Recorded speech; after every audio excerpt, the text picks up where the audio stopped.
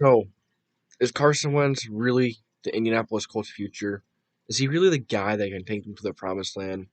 When you look at it at the surface, looks great. 27 touchdowns, 7 interceptions, 62.4 completion percentage, which is not terrible. A 94.6 quarterback rating, and a good touchdown ratio. But when you dig a little bit, things look a little different. You feel a little different. I'd like to welcome you to the JDW Sports Talk Show, where every fan is welcome. And today, I'm going to be telling you why the Indianapolis Colts cannot keep Carson Wentz around for too long. He will destroy this team like he did over in Philly. Now, is it just Carson Wentz's fault for destroying the team? No, but he's not going to help. So let's look on the outside. Let's look at the numbers. 27 touchdowns, 7 interceptions, 3,563 yards. Not a lot of yards for a quarterback. And with the extra game, not a lot of yards at all. 62.4 completion percentage, which is not terrible. It's okay. So Carson Wentz, right? Bring him over for a first round pick and a third round pick. He's not playing like it. He's not playing. He garners a first and a third round pick. Absolutely not. When you dig, when you watch some tape, when you go and watch some games, it's bad. It is pretty bad. Like I said in the beginning of the season, he looked okay. That's just Carson Wentz. He's average at best. He's gonna miss the checkdowns. Even and half the time he doesn't throw the checks down to the checkdowns. But when he does, it's too high, it's too low, or it's just not there where it's supposed to be. There were countless checkdowns that he just didn't throw, and then half of them that he did throw, he missed half of them. Not a good look. And you know how many times he threw the ball up when it should have been an interception, when it realistically should have been an incompletion. And the Colts should have paid. They just got lucky. A lot of times they just got lucky. He's lucky he didn't have like 13, 14 interceptions, honestly. Honestly. That touchdown pass versus the Raiders, when it bounced off two Raiders players and landed in T.Y. Hilton's hands, that should have been an interception. You go back to the Ravens game. He underthrows it to Pittman. If that's not Pittman, that's an interception. Pittman just goes and makes a wild play. Now, like I said, he had his bright spots. He had his bright moments. But not when the lights were the brightest. Not when the lights were bright.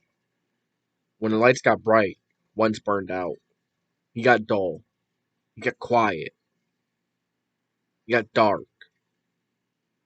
And along with that, the team felt it, and the team faltered.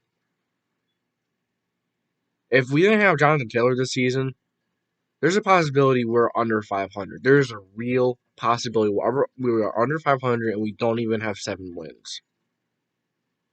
Because the defense is inconsistent. The offensive line was wildly inconsistent. Wide receivers are wildly inconsistent.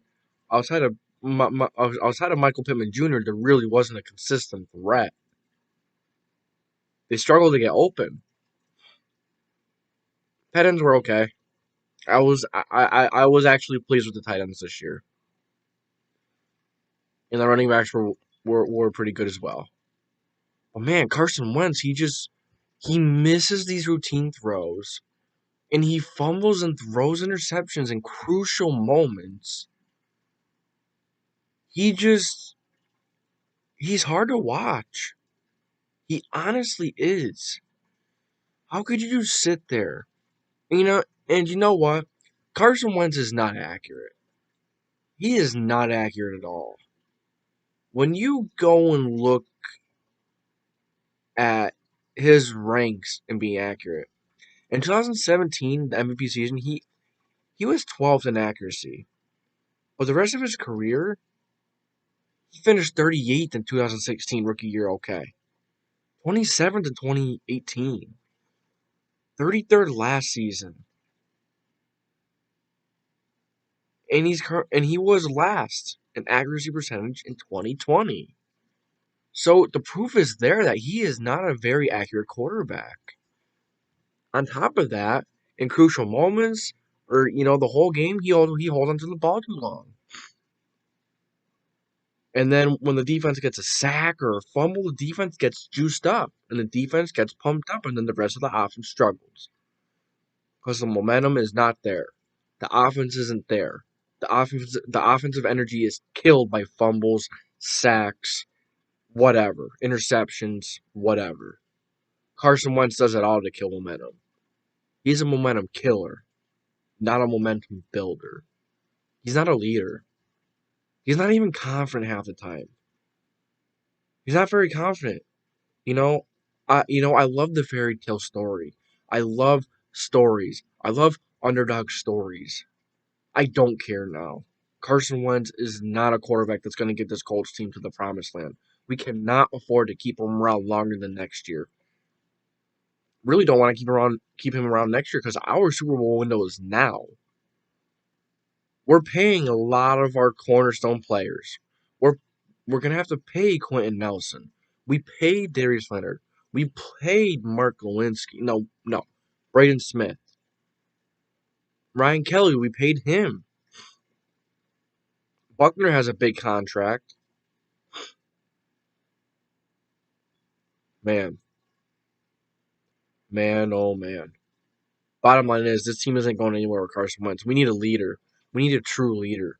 We need a guy who's not going to kill the momentum when this team is hot. We need a guy who's going to be able to put the game on his shoulders.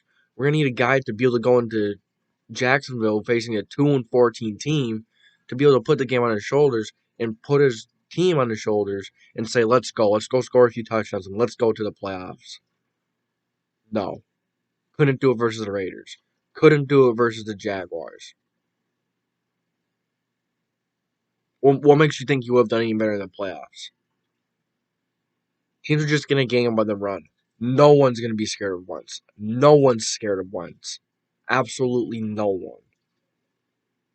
In the Patriots game, he missed Michael Pittman Jr. on an early deep pass. When you miss those opportunities in games like those, that's why you lose. There were so many games this year where there were small mistakes, little mistakes, or this team was unprepared, and those small mistakes were the reason why we lost those games.